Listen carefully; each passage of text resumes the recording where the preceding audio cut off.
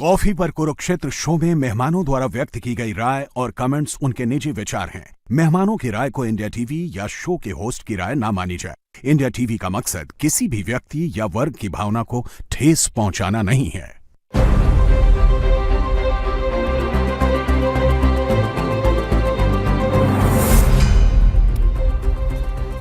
नमस्कार, बहुत स्वागत है आप सभी का आपके प्रोग्राम कॉफी पर कुरुक्षेत्र में। मैं हूं सौरभ शर्मा, आपके साथ बातें खुलकर करते हैं, वो बताते हैं जो कोई और नहीं बताता आपको। और आज कॉफी पर कुरुक्षेत्र का ये स्पेशल शो है।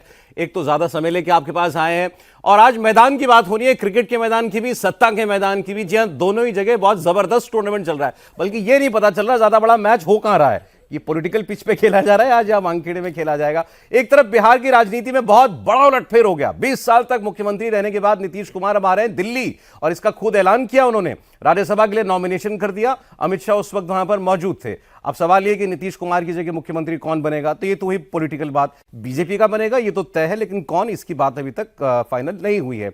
जो नाम चल रहे हैं उसमें सम्राट चौधरी भी हैं, नित्यानंद राय भी चल रहे हैं। अब नित्यानंद राय केंद्र में मंत्री हैं।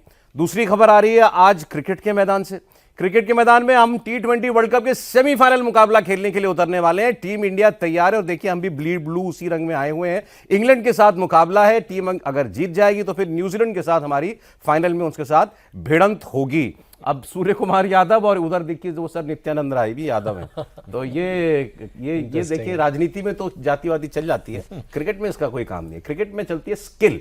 हालांकि स्किल तो पॉलिटिकल की भी बहुत जरूरत होती है। और भी हम बात कर रहे थे जो ऑपरेशन हुआ है ये बिहार में, ऑपरेशन बड़ा स्मूथ ऑपरेशन हुआ है ये, तो उस ऑपरेशन की भी बात करेंगे। और ये जो क्रिकेट के मैदान पर होने वाला है आज, उसकी भी हम बात करेंगे। और हमारे साथ प्रोग्राम में मौजूद हैं प्रदीप सिंह जी रोज की तरह। सर बहुत स्वागत है आपका। शांतनु गुप्ता जी प्रोग्राम में आ गए हैं। शांतनु जी बहुत स्वागत आपका भी। और हमारे साथ हैं क्रिकेट की दुनिया के सबसे बड़े एंकर समीप राजगुरु जी। सर बहुत स्वागत आपका भी। Thank you so much. सबसे बड़े को हटाकर सिर्फ क्रिकेट के एंकर काफी है। नहीं सर, बिल्कुल नहीं सर। आज देखना ही है कि प्रदीप जी क्रिकेट पे और समीप जी पॉलिटिक्स पे क्या बोलते हैं।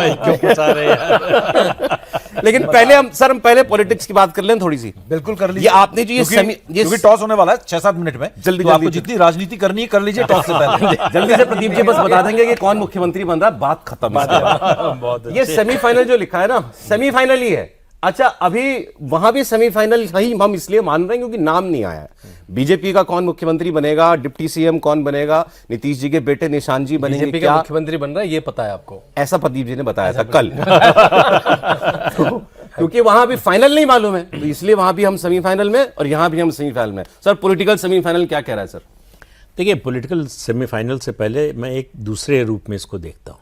नीतीश कुमार के सामने बहुत बड़ी अपॉर्चुनिटी थी एक बड़ी लाइन खींचने की। वो पॉलिटिक्स से रिटायर होते और उनके बाद उनका बेटा आता, तो जिंदगी भर जिस मुद्दे को लेकर चले कि मैंने परिवारवाद नहीं किया, वो बना रहता और उनका स्टेचर बढ़ जाता और कोई उनके मुकाबले का और नहीं होता। एक सिर्फ आप नवीन पटनायक को कह सकते हैं जो 25 साल मुख्यमंत्री रहे, अपने परिवार को किसी को नहीं बढ़ाया। लेकिन नीतीश कुमार जाते जाते उनकी ये जो पूंजी थी उसको पूरा खर्च करके जा रहे हैं। दूसरी बात यह है कि उनका बेटा उप मुख्यमंत्री बनेगा, ये तय है। अच्छा, हम इसमें कोई डाउट नहीं, वरना वो मुख्यमंत्री ही रहते, वो क्यों छोड़कर आते? वो जेडीयू के किसी और नेता को वो डिप्टी सीएम बनाने के लिए नहीं छोड़ रहे हैं। तो और उनकी पार्टी में भी लोगों का ये मानना है कि उनका बेटा रहेगा तो पार्टी एक रहेगी। ये अजीब सा हमारे देश में राजनीति में चलन है कि एक नेता की पार्टी या परिवार की पार्टी, दोनों का अंतिम हश्र जो है वही होता है कि परिवार रहेगा तो पार्टी बचेगी। क्योंकि नेता जब तक अपने उरूज पर रहता है तब तक वो कोई अपना कॉम्पिटिटर नहीं तैयार होने देता जी, किसी को आगे नहीं बढ़ने देता। तो इसलिए आखिर में परिवार बचता है, उसके अलावा कोई बचता नहीं है। तो इसलिए उनके बेटे का बनना तो तय है। सवाल यह है कि नीतीश कुमार एसेट होंगे राज्यसभा में, लाइबिलिटी होंगे बीजेपी के लिए।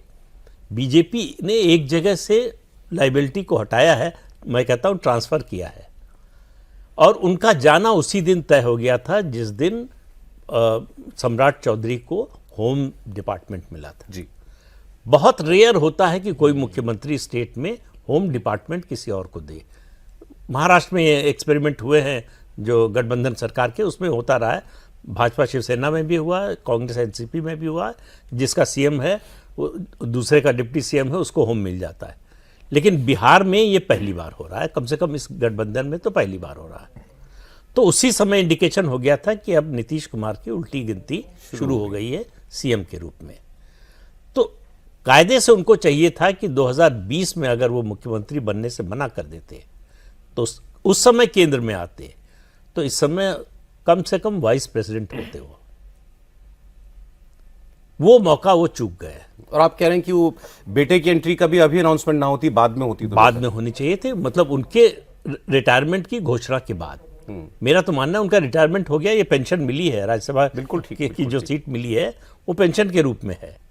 तो आखिर उससे उनको क्या मिलेगा जो 20 साल बिहार का मुख्यमंत्री रहने से नहीं, केंद्र में कैबिनेट मिनिस्टर रहे, रेलवे मिनिस्टर रहे, दूसरे विभागों में एग्रीकल्चर वगैरह मिनिस्टर रहे, ऐसा कोई बड़ा पद नहीं है प्रधानमंत्री के अलावा, राष्ट्रपति के अलावा, जो उन्हें नहीं मिला। तो राज्यसभा की मेंबरशिप से और कितना हास्यास्पद लगता है कि उनकी इच्छा थी कि राज्यसभा के भी मेंबर हो जाए। एक नेता जो 20 साल बिहार जैसे प्रदेश का मुख्यमंत्री रहा हो और पूरी दुनिया में नाम कमाया हो, उनकी गवर्नेंस, उनकी ईमानदारी, उनका एडमिनिस्ट्रेशन, इस सब का कोई सानी नहीं, कोई मुकाबला नहीं है। लेकिन ये भी जो परिस्थितियां थी वो भी असामान्य परिस्थितियां ही थी, उनकी जो सेहत को लेकर के जो हालात हो चुके हैं ऑलरेडी, वो उसकी बात करें। बीजेपी ये चाह रही थी, लंबे वक्त से चाह रही थी, ये तो ठीक है, लेकिन अब तो मजबूरी सी हो गई थी ना, क्योंकि आप ऐसी स्टेट को कैसे गवर्न करते? इस स्टेज तक आए क्यों, आने क्यों दिया आपने स्थिति में? बात है। देखिए, अच्छी चीज होने का मतलब नहीं कि वो कभी खत्म नहीं होगी। हर अच्छी चीज का अंत होता है। भाई कपिल देव जो है भारत के सबसे अच्छे ऑलराउंडर हुए, तो इसका ये मतलब नहीं कि अभी भी उनको खिलाएंगे। सुनील गावस्कर भारत के सबसे अच्छे बल्लेबाज, जैसे टॉस हो रहा है सर कपिल देव की तरफ सबसे अच्छे बल्लेबाज हुए, लेकिन जब रिटायरमेंट की घोषणा की तो लोगों ने पूछा अभी क्यों, अभी तो क्रिकेट बाकी है। कपिल देव को रिटायर एक तरह से किया बीसीसीआई ने, कहा कि ये सीरीज आखिरी है, मैच आखिरी है, जो करना है कर लीजिए। आप ही ने बता दिया ना सर, हर बड़ा खिलाड़ी अपनी मर्जी से जाए, जरूरी नहीं है। जरूरी नहीं है, लेकिन ये जो फैसला कर पाता है वो अपना कद बढ़ा देता है। तो आपको तय करना होता है कि आप किस मुकाम तक जाना चाहते हैं। सर वैसे एक बात, मैं नीतीश जी के डिफेंस में ये बात कह रहा हूं, मेरे ख्याल से अब तो हमें ये प्रिटेंस छोड़ देना चाहिए कि नीतीश जी फैसले कर रहे हैं या नीतीश जी बिल्कुल नहीं, ये तो मैंने कल भी आपसे कहा था। ये तो कि वो कोई और फैसला करके तय कराया जा रहा है, उनकी ओर से घोषणा की जा रही है। मुझे नहीं लगता कि वो इस स्थिति में है कि किसी बात पर फैसला कर सके। ठीक, देखिए जैसे बिहार में सीएम और उनके डिप्टी की बात हो रही है, ऐसे ही क्रिकेट में भी कप्तान और डिप्टी दोनों होते हैं। सर टूर्नामेंट तो ये हमारे लिए बहुत बड़ा है, थोड़ा सा आप हमको क्रिकेट की पिच पर लेकर के आइए। हम डिफेंडिंग चैंपियंस हैं, जैसे यहाँ नीतीश कुमार जी 20 साल के चैंपियन थे, अब यहाँ हम डिफेंडिंग चैंपियन हैं। टीम हमारी यंग है, जैसे वहां पर नई टीम बननी है क्रिकेट में, पॉलिटिक्स में। तो आज के सेमीफाइनल कोई प्रेडिक्शन आपकी? नहीं, प्रेडिक्शन ऐसा है कि दोनों का अगर सफर आप देखोगे ना, क्योंकि हम 1 मिनट दूर हैं टॉस से, तो जल्दी से जैसे ही टॉस होगा टीम हमारे सामने आ जाएगी। ज्यादा वक्त हमें चर्चा के लिए यहाँ पे नहीं मिलने वाला है, क्योंकि उसके बाद हम ज्यादा चर्चा करेंगे। लेकिन दोनों टीम्स का जो सफर रहा है ना सेमीफाइनल तक का, बिल्कुल मिला जुला रहा है। और हर मैच में अगर आप देखोगे तो ना इंग्लैंड की पूरी टीम ने परफॉर्म किया, ना भारत की टीम ने। कभी सूर्य कुमार ने कर दिया, तो कभी ईशान किशन ने कर दिया, तो कभी संजू सैमसन ने लाजवाब प्रदर्शन करके आपको बचा लिया। तो ये उसी तरीके से इंग्लैंड का भी हाल था, कभी सैम करन ने कर दिया, कभी आपके हैरी ब्रूक ने कर दिया, कभी आपके जो स्पिनर है उन्होंने कर दिया। तो वो टीम का मिला जुला एक तरह से प्रदर्शन रहा है। तो ये एक तरह से मैं कहूंगा, क्योंकि इंग्लैंड जो है एक एक्सपीरियंस टीम है हमारे मुकाबले, तो ये एक 50-50 मुकाबला है गोइंग फॉरवर्ड, क्योंकि ये भारत के पास एक्सपीरियंस की कमी है, उनके पास एक्सपीरियंस है। और जो सबसे बड़ी जो जंग है ना यहाँ पर सर, वो मजेदार जंग है, वो है दो क्रिकेट के दुनिया के इस समय सबसे एग्रेसिव बैट्समैन आमने सामने हैं, और दोनों आउट ऑफ फॉर्म है। एक तरफ है जॉस बटलर, दूसरी तरफ है अभिषेक शर्मा। एक है 21 साल का, दूसरा है 34 साल का। तो ये एक्सपीरियंस और एक यूथ के बीच जो टक्कर है, अगर ये दोनों चल गए तो आज मैच में ना मजा आ जाएगा। मैं तो इसी से स्टार्ट यहां से करना चाह रहा था कि ये ओपनिंग की अगर ये बात चल जाए ना, कि ये दोनों आपस में दोनों अपनी अपनी टीम के लिए फॉर्म में आ जाए ना, तो ये मैच किसी भी तरफ जा सकता है। और दोनों टीम्स इंतजार कर रही हैं हमारे लिए अभिषेक फायर कर दे, और यहां से सब वेट कर रहे हैं कि कब हमारा जॉस बटलर जो है फायर करे। सर तो इससे पहले टॉस पर आप हमें लेकर के चले, मैं शांतनु जी का कमेंट जरा वो क्रिकेट वाले पॉलिटिकल मुकाबले में ले लेता हूं। कौन यहां से कप्तान कौन बनेगा सर? सवाल यह है वहां पे टीम का, बीजेपी का। देखिए, बहुत समय से लगता था कि बीजेपी के पास इतने सारे लीडर्स हैं जो यहाँ मंत्री होते थे, लेकिन बीजेपी बड़ा लीडर नहीं क्रिएट कर पाई। पीके ने बड़ा अच्छा नारा दिया था, बिहार में बिहार है, नीतीश कुमार है। कम लीडर्स होते हैं जिनके नाम पे नारे बनते हैं। तो नीतीश कुमार, मुझे लगता है जब मैं पॉलिसी की दुनिया में 12-15 साल पहले आया, जब नरेंद्र मोदी बहुत बड़ा नाम नहीं था, जो पॉलिसी की जो बड़ी किताबें होती थी नीतीश कुमार के अराउंड लिखी जाती थी। बड़ी बड़ी इंग्लिश में किताबें, पेपर्स मैं विदेश में पढ़ता था तो नीतीश कुमार पर लिखी जाती थी, चाहे उनके साइकिल स्कीम पे हों, चाहे लॉ एंड ऑर्डर पे हों, चाहे सड़कों पे हों।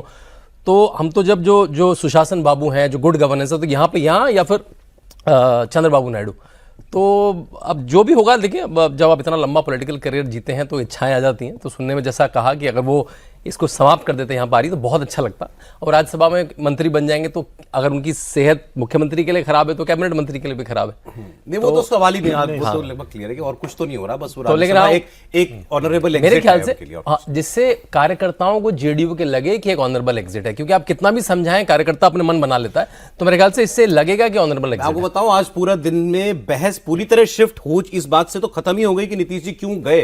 किसी को इसमें कोई सरप्राइज नहीं लग रहा कि भाई लोग, सबको ही लग रहा है ये होना ही था, 4 दिन बाद होता या 4 दिन पहले हो जाता। बात तो अब यह आगे क्या होगा, आगे बीजेपी किस पर जो है सरप्राइज पे कुछ कहेंगे, लेकिन पहले टॉस की बात। टॉस हो गया, टॉस हुआ नहीं, टॉस के लिए आए हैं, अभी टॉस का इंतजार हो रहा है क्योंकि टॉस बड़ा अहम है। टॉस के बारे में अगर प्रदीप जी ने कहा कि टॉस, क्योंकि मुंबई है, ड्यू फैक्टर भी है यहाँ पर, ड्यू के लिए यहाँ पर थोड़ी सी घास भी है पिच पे, तो क्या है, पहले अच्छा खेलना अच्छा है और क्रॉस रोल किया गया है, तो यानी कि गेंद जो है बैट पे बड़ी अच्छी आने वाली है। तो जैसे आप राजनीतिक पिच पे जो बॉल आ रही है ना बैट पे, और कौन उसको, तो क्या अच्छा है, पहले खेलना अच्छा है, पहले बॉलिंग करना अच्छा है, क्योंकि बाद में गेंद फिसलेगी थोड़ी सी। ड्यू फैक्टर के होने के बड़े आसार है। भले ही रिकॉर्ड ये कहते हैं कि पहले बैटिंग का फायदा है वानखेड़े में, लेकिन ड्यू फैक्टर है, मार्च का मौसम है, और यहाँ पर ह्यूमिडिटी बहुत ज्यादा है वहां पर। दिन में 32 डिग्री टेम्परेचर है, रात को 16-17 डिग्री 18 डिग्री हो जाएगा, तो वो 18 डिग्री 10-12 डिग्री का फर्क आएगा, तो ड्यू फैक्टर होगा। हालांकि वो जो कहते हैं ना, वो लगाया गया है ऑइंटमेंट जो है, स्प्रे किया गया है कि एंटी ड्यू जो लगाया गया, लेकिन उसके बाद भी ड्यू होगा। तो टॉस बड़ा क्रूशियल है कि टॉस जीतो, पहले गेंदबाजी करो, क्योंकि कल आपने देखा पहले सेमीफाइनल में, कुछ भी कहो आपको बाद में बैटिंग करना आसान हुआ है न्यूजीलैंड के लिए। और साउथ अफ्रीका थोड़ा सा स्ट्रगल, हालांकि साउथ अफ्रीका ज्यादा रन बनाने चाहिए थे, स्विच ऑफ रहे पूरे मैच में, लेकिन इस मौसम में कर रहे थे कि हम जो है हारे नहीं है पूरे टूर्नामेंट में, और उसी दिन हम ही को जीतना है। उसी दिन छुट्टी ले ली पूरी टीम ने एक साथ, जिस दिन नहीं लेनी चाहिए। 33 बॉलों पे 100 कर दे सर जी, तो क्या ही बचेगा मैच का किसी का भी। ऐसा आपने करने दिया, ऐसा प्लेयर है सर बीजेपी के पास, बीजेपी के पास। लो जी, आपको मैं बता दूं, इंडिया की किस्मत तो खराब निकली इस मौके पे। टॉस के मामले में इंडिया की किस्मत थोड़ी सी खराब है, मैं आपको बता दूं। टॉस जीत लिया है इंग्लैंड ने और पहले गेंदबाजी का फैसला किया। हार्डली 30 सेकंड पहले ये बात हम कर रहे थे कि टॉस जीतना बहुत जरूरी है इस पिच पर। बहुत जरूरी तो नहीं है, लेकिन थोड़ा एडवांटेज जरूर है कि टॉस इंग्लैंड ने जीता और पहले गेंदबाजी का फैसला किया है। तो इनिशियल एडवांटेज जो है सर इंग्लैंड के पास गया है ये, और अब देखना होगा कि इंग्लैंड यहां पर किस तरीके का एडवांटेज लेता है। अब देखना होगा जेमी ओवर्टन को लाते हैं कि नहीं, क्योंकि रेहान अहमद को मुझे लगता है वो बाहर बिठाएंगे, क्योंकि प्रेमदासा में खेल के आ रहे थे और उन्होंने स्पिन ट्रैक था, तो एक स्पिनर कम करके एक तेज गेंदबाज बढ़ाएंगे, क्योंकि स्पिनर्स के लिहाज से इनके पास वैरायटी जो है वो बहुत जबरदस्त है। आदिल रशीद लगी है, Liam Dawson left arm Orthodox हैं, और विल जैक्स ऑफ स्पिनर है। तो सर हमारी टीम आ गई, हमारी टीम आने वाली है। मैं बीसीसीआई जो है टीम पहले भेजती है, तो मैं देखता हूं कि हमारी टीम आई या नहीं आई। अभी जो है टीम अभी बीसीसीआई के ग्रुप में हमारे नहीं पहुंची है, तो अभिषेक शर्मा, संजू सैमसन, ईशान किशन, ये टॉप 3, तो ये टीम बदलेगी नहीं।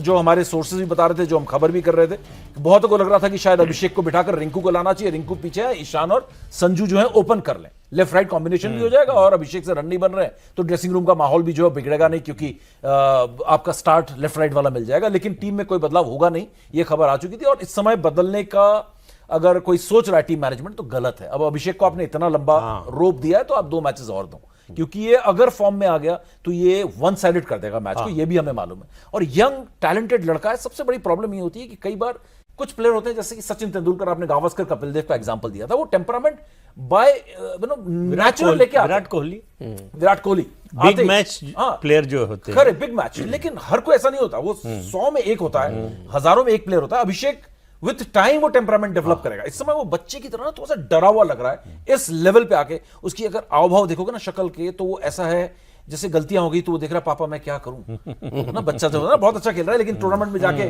आप बाहर बैठे बोले अब क्या करूं, मैं तो हारता ही जा रहा हूं। तो ये इंडिया problem पहले है। बैट करेगा। अब आप देखिए कि आपके जो ओपनर्स हैं, अभी तो अभिषेक शर्मा और संजू सैमसन ओपन करियर आपके लीजिए साथ टीम भी आ गई है, मैं टीम बता देता हूं आपको जल्दी से, फटाफट टीम दिखा देते हैं। अभिषेक शर्मा है, संजू सैमसन है, ईशान किशन, सूर्य कुमार यादव है, तिलक वर्मा, हार्दिक पांड्या, अभी तक कोई बदलाव नहीं दिखा, शिवम दुबे, छुपा रुस्तम हमारा अनसंग हीरो है Shivam Dube, Akshar Patel, Arshdeep Singh, Varun Chakravarthy, Jasprit Bumrah, unchanged team India. इस बीच इंग्लैंड की टीम भी बता देता हूं, Phil Salt, Jos Buttler, Harry Brook, Jacob Bethell, Tom Banton, Sam Curran, Will Jacks, Jamie Overton, जिनके बारे में मैं कह रहा था वो आ गए टीम में, और रेहान अहमद को उन्होंने बाहर बिठा दिया एज एक्सपेक्टेड, बिल्कुल इसमें कोई रॉकेट साइंस नहीं है। लियाम डॉसन, जोफ्रा आर्चर और आदिल रशीद, ये है टीम। और देखिए अच्छी बात यह है कि बड़ी कमाल की बात है वैसे, सूर्या बाद में बहाने नहीं मार सकते हैं। सूर्या को टॉस के बाद पूछा गया तो बोल रहे हम पहले बल्लेबाजी करने के लिए देख रहे थे। अच्छा, मुंबई का लड़का है, मुंबई का प्लेयर है, और मुंबई में उसका अपना घर है। यूएसए के खिलाफ उन्होंने अच्छे रन भी बनाए थे, 84 रन बना के टीम को जिताया भी था, और बहुत अच्छा रिकॉर्ड है। हार्दिक पांड्या वहां खेलते हैं मुंबई इंडियन, ईशान किशन खेल चुके हैं, तो कई सारे मुंबई इंडियंस ऐसे भी देखते हैं जसप्रीत बुमराह। बड़े मैच में क्या करना वैसे ठीक रहता है। बड़े मैच में हमेशा जो कपिल पाजी से हमने सीखा है उनके साथ कि हमेशा आप पहले बैटिंग करो, अच्छा, हमेशा बैटिंग करो। आपने वर्ल्ड कप 1983 में भी जब बैटिंग की, 183 रन बनाए और आपने हाथ पांव आपके ढीले पड़ गए, तो कपिल देव ने, सबको मालूम है, ड्रेसिंग रूम में आकर क्या कहा था हमने लगा दिए हैं 183, उनको बनाने हैं। आप हारे नहीं हो, उनको 184 बनाएंगे तब जीतेंगे, बनाने तो दो, पहले क्यों हार गए हो? जाके बॉलिंग करो, फील्डिंग करो, है ना, जोर लगाओ, और नहीं बना पाए 140, ऑल आउट हो गए वो। तो ये है कि आप पहले बैटिंग करो, हमेशा ये कहा जाता है। लेकिन ड्यू फैक्टर ना, डे नाइट मैच में ये चीज एकदम बदल गई। डे नाइट में एक्चुअली लेवल प्लेइंग ग्राउंड रहता ही नहीं, आप बॉलिंग इतना एडवांटेज होता है, ड्यू आ गई तो आपके स्पिनर बेकार हो गए। हाँ, फिर बाद में गेंद गीली स्किड कर रही है, बैट पे आ रही है। आपका सेट बदल गया सर, देखिए राहुल गांधी मोदी जी की जगह ब्लू हो गया, सब टीम इंडिया आ गई सारी। ब्लू हो गया हमारा सेट, ब्लीड ब्लू। आज जीतना चाहिए, आज यहां पर। तो अब अभिषेक शर्मा और संजू सैमसन, देखिए इस ओपनिंग जोड़ी पर देखिए पहला दारोमदार है।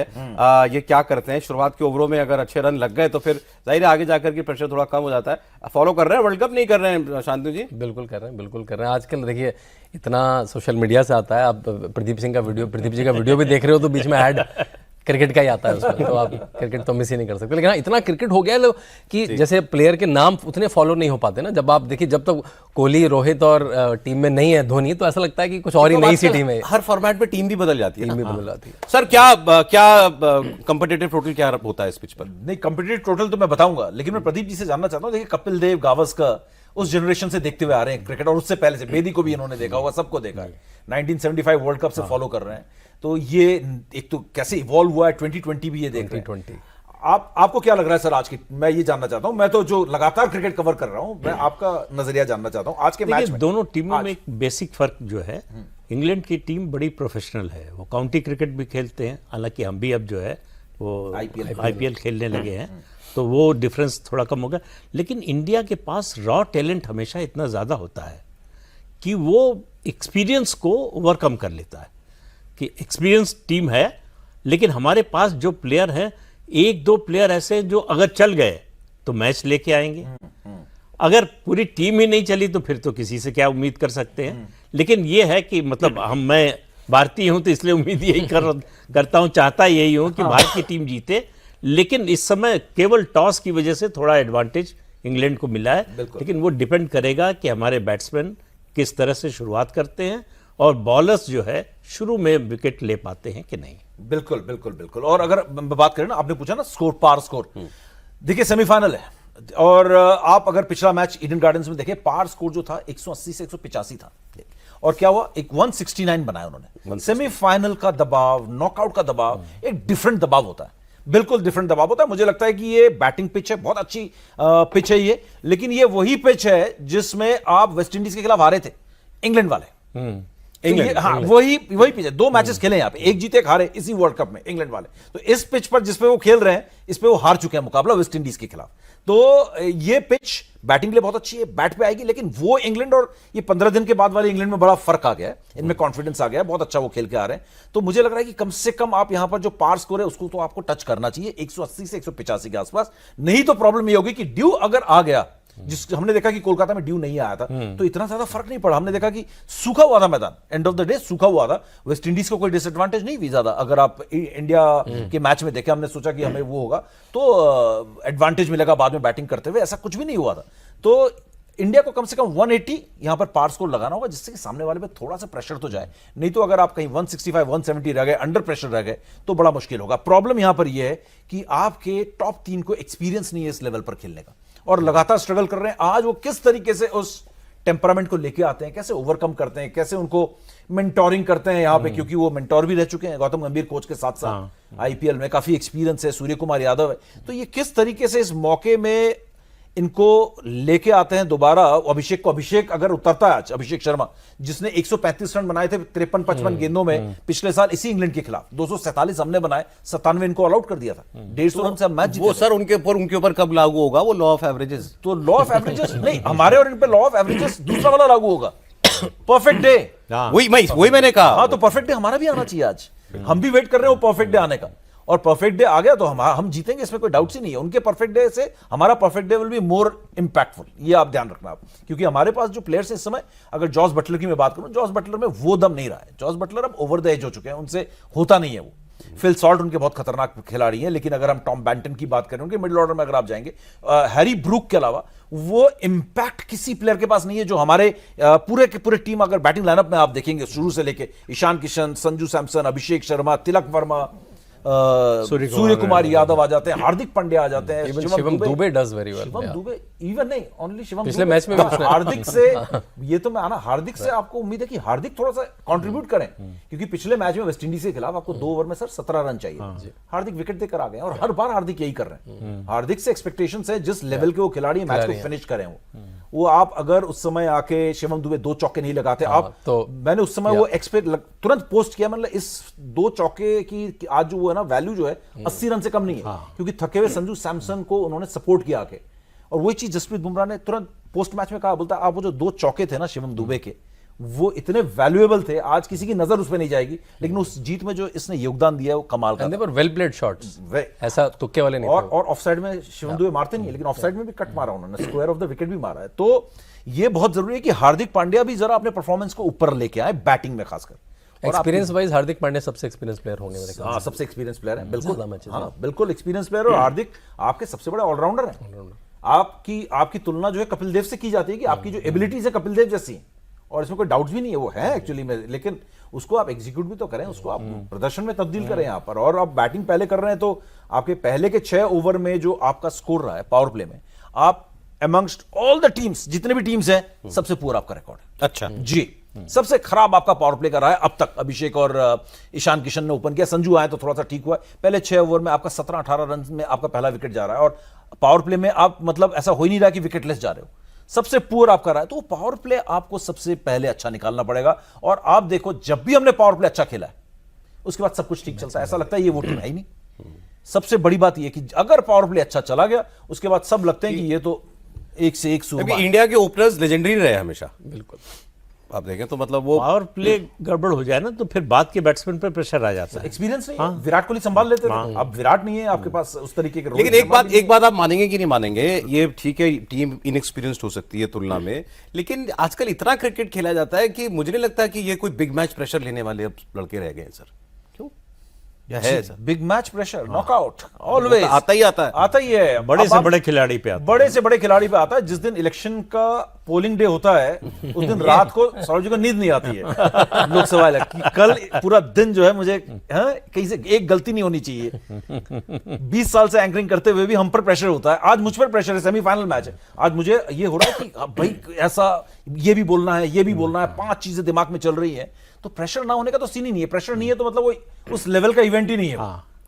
प्रेशर पूरा है, और ये यंगस्टर्स ने कभी इस चीज को एक्सपीरियंस नहीं किया। भारत में मैच हो रहा है, भारत में मैच हो रहा है, मुंबई में मैच हो रहा है। हाँ, और अरे पाकिस्तान का मैच निकाल लिया आपने यार। फिर नहीं, पाकिस्तान का तो आप निकाल देते हैं, पाकिस्तान को तो आप अलग इंटेंसिटी से खेलते हैं। टीम नहीं रह गई, हाँ, आप जो कभी हुआ करती थी। हाँ, वो भी, और हम लोग का स्टैंडर्ड बहुत ऊपर चला गया, बहुत ऊपर चला गया। पाकिस्तान को हमने कहां छोड़ दिया, हमें दिखाई नहीं दे रहे वो है कहां पर, हम इतने ऊपर चले गए। नए प्लेयर्स के साथ क्या है कि उनको रेपुटेशन बचाने का प्रेशर नहीं होता, एक प्रेशर नहीं होता। भाई विराट कोहली खेलेंगे, रोहित शर्मा खेलेंगे, तो उनकी एक लिगेसी है उनका, ये एक जो है स्टेचर है, उसको बचाना है। ये थोड़ा फ्री होकर खेलते हैं, उसका नुकसान भी होता है, फायदा भी होता है। चल गए तो जो है बल्ले बल्ले, और गिर गए तो फिर पूरी टीम के लिए बड़े मैच का हीरो बनना भी बहुत बड़ी बात होती है। अब आज देखिए आज कितने हीरो निकलते हैं। अब जैसे अभी आप बोल रहे थे, हर मैच में कोई ना कोई एक परफॉर्मर तो आया ही है ना। संजू सैमसन जैसे लास्ट मैच में। नहीं, लेकिन वो परफॉर्मर्स से ज्यादा मैं कहूंगा वो बचाने वाले आए हैं।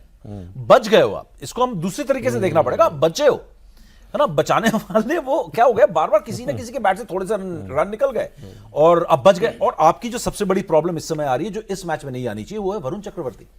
आपके वरुण चक्रवर्ती ने जब ग्रुप स्टेज में आपने 8-9 विकेट चिटका दिए। उसके बाद आपने पिछले ग्रुप जब सुपर 8 में आए 3 मैचेस में 3 विकेट लिए। विकेट नहीं आ रहे उनके, सही बात। एक मैच में 47 रन दिए, एक में 40 दिए, एक में 37 रन दिए। और हमने कैचेस बहुत छोड़ी हमने पिछले मैच। वर्स्ट रिकॉर्ड है कैचेस का, जबकि we are a good fielding team now otherwise. आज सारे एक्स क्रिकेटर्स यही बोल रहे हैं कि आप जो कैचेस छोड़ रहे हो, सबसे बड़ा दुश्मन आपकी ना बैटिंग है ना बॉलिंग है।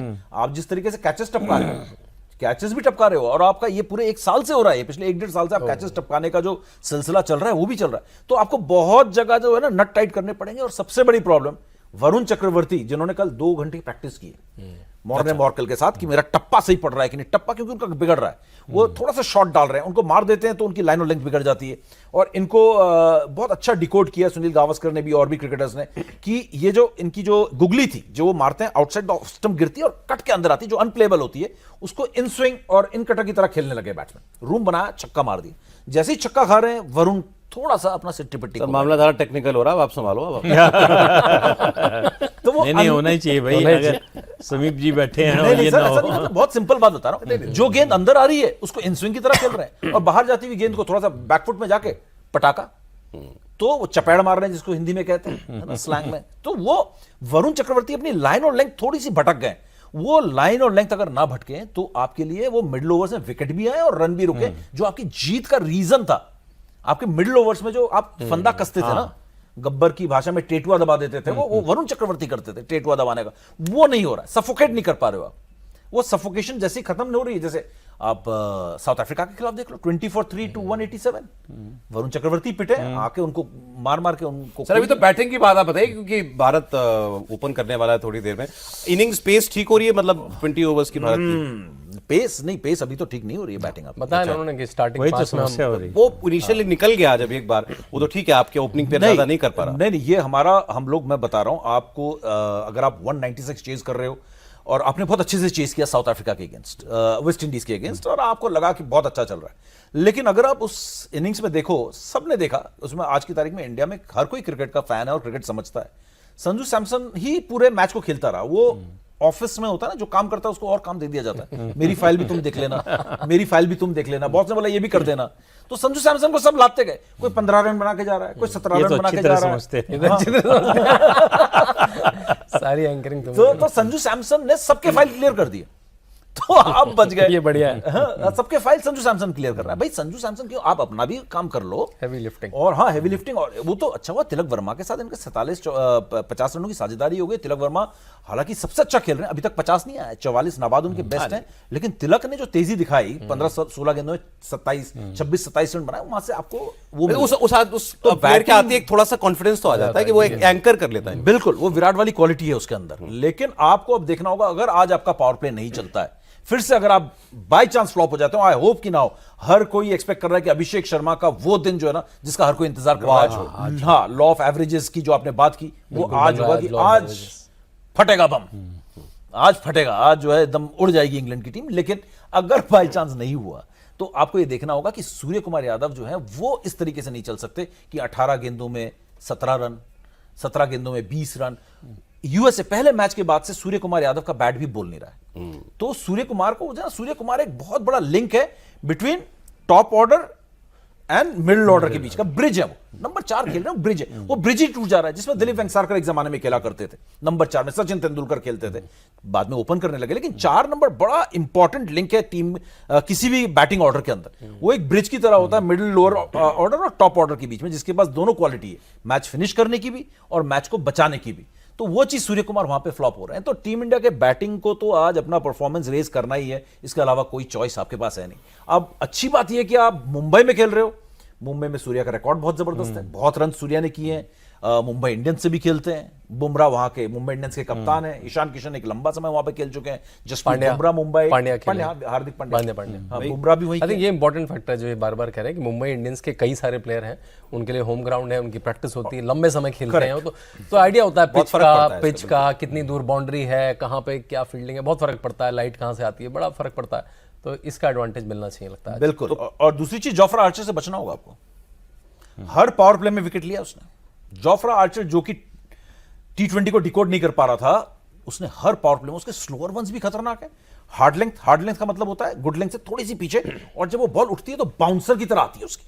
तो संजू सैमसन को तो परेशान करेगा। संजू सैमसन और जोफ्रा आर्चर का जो टसल है वो थोड़ा सा गड़बड़ है। अभिषेक शर्मा जोफ्रा आर्चर को किस तरीके से हैंडल करते हैं, ये बहुत इंपॉर्टेंट होगा आज, क्योंकि जोफ्रा आर्चर पावर प्ले में बहुत डेंजरस है टीम इंडिया के लिए। अगर उसको आपने न्यूट्रलाइज कर दिया तो आप ये समझ लो कि टेक ऑफ हो गया आपका प्लेन। जोफ्रा आर्चर आपके पावर प्ले में बहुत ही शानदार गेंदबाजी कर रहे हैं। आप श्रीलंका में भी जाकर, जहां पर स्पिन फ्रेंडली ट्रैक्स हैं, वहां पे भी जोफ्रा आर्चर ने कहर बरपाया।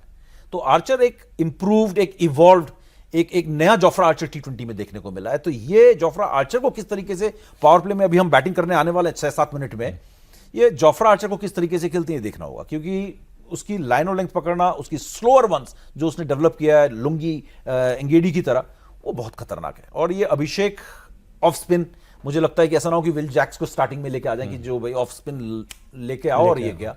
तो ये सारी चीजें आप पूरे टूर्नामेंट स्पिनर्स बहुत क्रूशल रहे हैं हमेशा, पूरे। और सबसे बड़ी प्रॉब्लम यह है कि आप अभिषेक के सामने ऑफ स्पिनर लाओ या लेफ्ट आर्म ऑर्थोडॉक्स लाओ, किसी को भी ले आओ, विकेट देके चले जाते हैं। ऑफ स्पिन में आपको मारने की जरूरत नहीं, आप आराम से खेल लो ना। सर पहले बड़ा रेयरली होता था कि शुरुआती ओवर्स में स्पिनर आ जाए, आजकल अक्सर दिख रहे हैं हम। ये एक्सपेरिमेंट होने लगा, सब टीमें करने लगी है। अश्विन के जमाने में शुरू हो गया था इंडिया। सरप्राइज एलिमेंट लाने के लिए आप उम्मीद कर रहे हैं कि फास्ट बॉलर आएगा, स्पिनर आ गया, बिल्कुल। तो फिर आपको अपना खेल दिमाग में भी और पिच पे भी एडजस्ट करना पड़ता है। तो उसका एडवांटेज भी मिलता है और कभी नहीं भी मिलता है। बिल्कुल। एक और बहुत एक विन प्रेडिक्टेबिलिटी एक है। हाँ बताइए ना। विन प्रेडिक्टेबिलिटी जो है, टॉस के बाद 58% जो है इंग्लैंड के हक में जा रहा है। छोड़िए एआई वाला झूठा, एआई टॉस के एडवांटेज की टॉस तो ठीक है, टॉस के एडवांटेज जब आपने बता दिया कि हर गेंद में बदलता है। सूर्य कुमार यादव ने जब कह दिया कि मुझे पहले बैट ही करना था, वो वही उसका ही मजाक उड़ रहा है। लोग बोल रहे हैं अपना साइकोलॉजिकल गेम खेल रहा है। वो तो ठीक भी है। वो तो देखिए टॉस के बाद तो वही बोलेगा जो वो कॉन्फिडेंस क्यों लूज करवाएगा वो। नहीं, वो आदमी का विट और प्रेजेंस ऑफ माइंड बहुत जबरदस्त है। सूर्य कुमार यादव वो हर प्रेस कॉन्फ्रेंस जैसे वो हैंडल करते हैं, वो जबरदस्त है। हो सकता है तो आप ठीक कह रहे हैं कि साइकोलॉजिकली भी माइंड गेम खेलने के लिए किया गया हो। लेकिन अब जो है सो है, पहले बैटिंग कर रहा है भारत, उम्मीद कीजिए आप 200 लगे, कम से कम लग जाएंगे सर। फिर 200 लग गए तो बहुत बड़ी बात होगी, और आप ये समझ सकते हैं कि 200 लग गए तो आप आश्वस्त हैं कि आप इस मैच को जीत रहे हैं, क्योंकि बहुत प्रेशर आ जाएगा। 200 एक साइकोलॉजिकल बैरियर है। 200 कर दो आप 199 भी कर दो ना, 200 टू विन, तो साइकोलॉजिकल बैरियर। कितनी बार ऑफ हैंड आपको भी शायद नाम याद हो, लेकिन कितनी बार लग रहा है इस टूर्नामेंट में हुआ है 200? अक्सर हुआ है? नहीं हुआ? नहीं, अक्सर नहीं हुआ है। मुश्किल से इंडिया ने सबसे ज्यादा बनाए थे 256, और एक वेस्ट इंडीज ने बनाए थे 254। 2 बार जो है एकदम डिस्टिंक्टली याद है, मेरे ख्याल से 2 ही बार हुआ है। 200 से ज्यादा हुए नहीं, क्योंकि श्रीलंका में 200 हो ही नहीं सकते थे, वहां तो 140-150 में मैच डिसाइड हो रहा था। इंडिया में बैटिंग ट्रैक्स थे तो यहां पे 180-190 तक जा रहे थे। 200 2 ही बार गए, 254, और दोनों को जिम्बाब्वे के खिलाफ ही गए। आपने भी 180 प्लस ही बोला था कि भाई वो एक अच्छा टोटल। आज 180 प्लस नॉकआउट है, सेमीफाइनल मैच है। 180 से 200 के बीच आप रहो, बहुत अच्छा है। 200 अगर लग गए तो आप रिलैक्स। जो बॉलर्स के पास बहुत बफर है कि आप ड्यू के भी जो 20-25 रन है ड्यू के लिए जो चाहिए होता है वो भी आप बना कर आए हो। सर आपकी वो एआई वाली मेमोरी जो है, क्या कहते हैं उसको, एलिफेंटाइन मेमोरी, EI वो क्या कह रही है सर? नहीं है, वो तो हमेशा जो है इंडिया के पक्ष में जाती है। वो बायस्ड है। वो बाकी चीजें जो उसके खिलाफ आती है निकाल देती है। वो करप्ट डेटा है वो। ठीक है, तो 185 प्लस हो जाएंगे सर आज लग रहा है? वो जो बात कह रहे हैं समीप, सीधी सी बात है कि आप जो है पावर प्ले में क्या करते हैं, वहीं से गेम या तो उठेगा या गिर जाएगा। बिल्कुल। अगर पावर प्ले में आपने लूज कर दिया एडवांटेज, इनिशिएटिव नहीं लिया, तो फिर उसके बाद उठाना फिर चमत्कार से उठ गएगा कि कोई एक खिलाड़ी आके जो है अपनी जिंदगी की सबसे बड़ी इनिंग्स खेल जाए, संजू तब तो संजू जैसे खेल कर अभिषेक शर्मा, प्रेयर्स फॉर अभिषेक शर्मा। तो ये क्या अच्छा स्कोर माना जाता है सर पावर प्ले का? पावर प्ले का अच्छा स्कोर 200 रन बना दो। नहीं मतलब फिर भी नहीं, एनीथिंग बिटवीन आप 6 ओवर 36 गेंदों में 60 रन तो बनाए कम से कम, 55 से 60 रन बनाए। और अगर आप कल का न्यूजीलैंड का मैच देखें, वो मतलब एकदम अलग चीज थी। कल उन्होंने पहले 6 ओवर में 84-85 रन लगा दिए, तो वो एक अलग दिन था, वो एक वन ऑफ डे था। ऐसा न्यूजीलैंड भी हो सकता है अगले 2 साल तक क्रिकेट ना खेले, लेकिन 80-85 तक बना जाते हैं पावर प्ले में, 80 रनों तक। तो इंडिया को कम से कम 60 तो टच करना चाहिए। 55 से 60 के बीच आप टच करोगे ना, तो आपने बहुत बढ़िया स्मूथ टेक ऑफ कर लिया। पहले तो उम्मीद ये कीजिए कि आपका विकेट ना गिरे, मतलब आपका ओपनिंग पेयर जो है वो कम से कम खेले, आराम से 7-8 ओवर तो कम से कम चले। नहीं, क्योंकि उसके लिए आपको पावर प्ले में अगर आपका विकेट बचाना है, मुझे लग रहा है कि अभिषेक को थोड़ा सा संयम दिखाना होगा, थोड़ा सा रुक के खेले, हल्का सा खेले। क्योंकि मैं एक चीज देखता था, मैं जो हमेशा सबके साथ शेयर कर रहा हूं, जब एक मैच से दूसरे मैच के बीच में 4-5 दिन का आपको रेस्ट मिल रहा है। मैंने सुनील गावस्कर को देखा, मैंने सचिन तेंदुलकर को देखा कि एक गेंदबाज ने आके सचिन को टांगों पे नेगेटिव लाइन डाली और परेशान किया, शेन वॉर्न ने कुछ परेशान किया। तो 4 से 5 दिन का गैप मिला एक टेस्ट मैच से दूसरे टेस्ट मैच के बीच, उस कमजोरी पे इतना काम किया शेन वॉर्न ने, आके वही बॉल डाली, उसी को मार मार के उन्होंने भूत बना दिया। शेन वॉर्न ने बोला ये क्या हो गया? 5 दिन में वो या तो उस कमजोरी को हटा देते थे या छुपा लेते थे।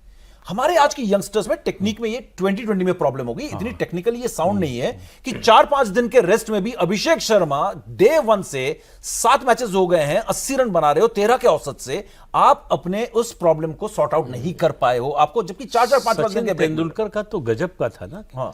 कि इस बॉल पर हम ज्यादा आउट हुए हैं, इस तरह की गेंदबाज हम खेलेंगे ही नहीं, बिल्कुल पूरी इनिंग्स में वो सिडनी के 250 रन, वो शॉट खेलेंगे ही उस नहीं। तरह का एनालिसिस मिलता भी नहीं था। इस आजकल के तरह का लड़कों को जो तो- है कंसंट्रेशन, इस तरह का ये क्यों नहीं commitment कर जो पाते है, सर? यही बड़ी प्रॉब्लम है कि अभिषेक शर्मा को इतना टाइम मिला है, अभिषेक शर्मा अपनी बैटिंग पे क्या काम कर रहे हैं मुझे समझ में नहीं आया। आप पे कोई ऐसा कोई प्रॉब्लम नहीं है, आपके बाहर जाती ऑफ स्टंप की गेंद को आपकी थोड़ी सी आर्क में मिली, आप घुमा देते हो, ऊपर टांग देते हो। आप इंतजार कर लो, 2-4 गेंदें खेल लो।